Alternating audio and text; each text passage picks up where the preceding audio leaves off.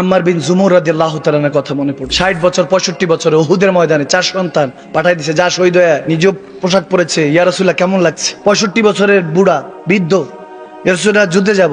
নবী বলেন আম্মার থেকে যাও, তোমার 4 সন্তান গিয়েছে তো চলবে। বলে ইয়া রাসূলুল্লাহ আমি যাব না, পা একটু সমস্যা ছিল, একটু খুঁড়িয়ে হাঁটতেন, ল্যাংড়া ছিলেন।